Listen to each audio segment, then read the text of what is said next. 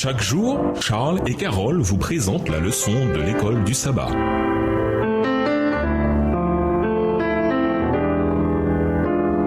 Bienvenue dans votre émission Dieu nous parle. Nous voilà à la leçon de vendredi. Pour aller plus loin, nous vous invitons à lire dans le livre Counsels for the Church le chapitre Behold, I Come Quickly, aux pages 355 à 359, livre écrit par Ellen G. White, ainsi que les articles Resurrection, aux pages 1082 à 1084, et Heaven and New Earth, aux pages 863 et 864, dans The Ellen G. White Encyclopedia. La résurrection et l'ascension de notre Seigneur sont une garantie certaine du triomphe des saints sur la mort et le sépulcre, et un gage de la possession du ciel pour ceux qui lavent leur robe, leur caractère et la blanchissent dans le sang de l'agneau. Jésus est monté auprès du Père comme représentant de l'humanité, et ceux qui reflètent son image contempleront et partageront sa gloire. Il y a des demeures pour les pèlerins que nous sommes. Il y a des robes, des couronnes et des palmes de victoire pour les justes. Tout ce qui nous a troublés dans les dispensations divines deviendra clair, ainsi que les choses difficiles à comprendre.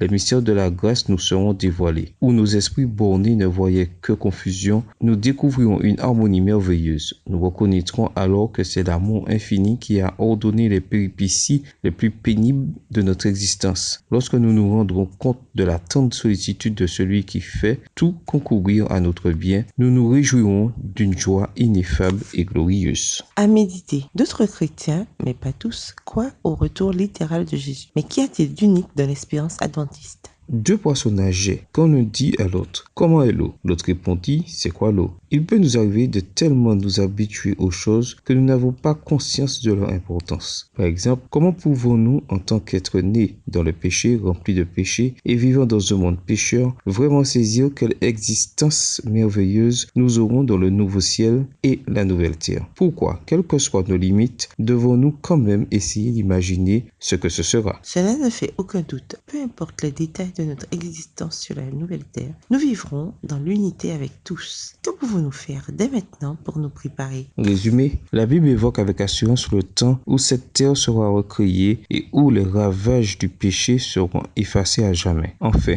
l'humanité sera rétablie dans sa raison d'être originelle et tous les peuples vivront en harmonie. Notre unité spirituelle actuelle en Christ, bien que pas encore pleinement réalisée, sera alors une réalité vivante et éternelle. Pour conclure, la vie est pleine de traditions impliquant des groupes de gens qui se réunissent dans un but commun. Vacances, mariage, bénévolat, affaires. Comme nous l'avons étudié cette semaine, des croyants remplis de l'amour du Christ s'unissent dans un but commun en tant que corps du Christ vivant et respirant sur la terre. Là où il y a unité, la réussite est inévitable. Quand il s'agit de faire progresser la cause de Dieu, les voies ne sont pas toujours claires. En outre, aller de l'avant peut être intimidant quand cela implique de changer. La beauté, c'est que nous n'avons pas à faire face à l'avenir tout seul. N'ayons pas peur. Nous avons le privilège d'appartenir à une communauté. Si elle s'imprègne de l'amour et de la direction divine, nous pouvons être en paix, sachant que nous sommes sur le bon chemin. Au revoir. Et à demain si Dieu veut. Dieu nous parle. Chaque jour, Charles et Carole vous présentent la leçon de l'école du sabbat.